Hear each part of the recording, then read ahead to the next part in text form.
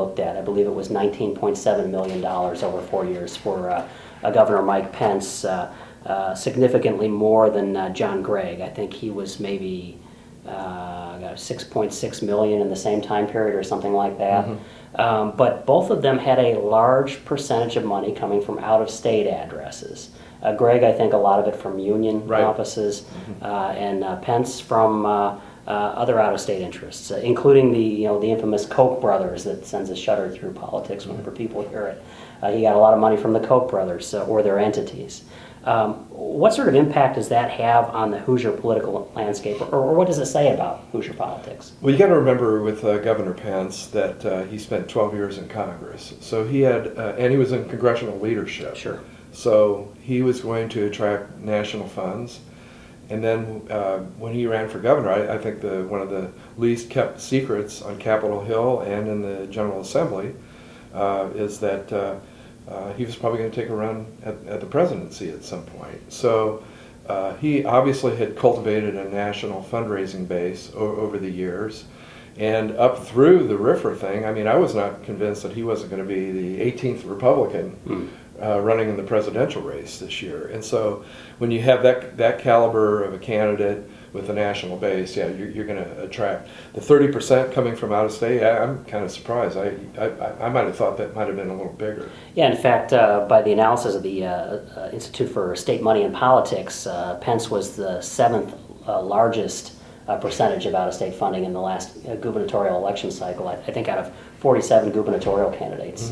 Gregg, incidentally, was 9, so he's got a high percentage of his money coming from out of state as well. Sure, let's talk about John Gregg. I mean, in his fundraising this year, he was able to kind of whittle down the potential, Democratic gubernatorial primary field. Glenda Ritz and Senator Karen Tallien are now out. John was able to amass a lot of labor money early on. Well, why would that be? Well, look what's happened to the labor unions in Indiana. I mean, you've had the repeal of the common construction wage, and you've had the right to work, and you've seen the ISTA, the Indiana State Teachers Association, have some financial troubles. The UAW doesn't seem to have the presence that they did during the Evan Bayh, Frank O'Bannon era, although they're still very strong when it comes to phone banking and that kind of thing. But the unions have really taken it on the chin over the past half decade or so, and so they're investing in John Gregg, and I think we're going to see more and more union money come his way. Yeah, and maybe some from the Democratic Governors Association. Sure. Yeah, I think the Midwest Region Laborers Political League and Laborers International together were Gregg's #1 contributor. $510,300 or something like that, $500,000 over that 4-year period. Right. So. Doesn't surprise me at all. Yeah. Yeah, well, this has really become a union battleground state because of some of these issues. Well, not only that, but we've seen it. Scott Walker, the governor of Wisconsin, is running for president on kind of like, I'm a union buster, but he actually followed in the footsteps of Governor Mitch Daniels, who was able to, he was in office when the right to work issue came down. So a lot of these things, particularly in the Midwest, were pioneered here in Indiana, and then have since translated to other states like Wisconsin and Michigan. Sure. Let's talk a little bit about the process itself for the people that don't understand how campaign finance dollars are recorded in the state of Indiana.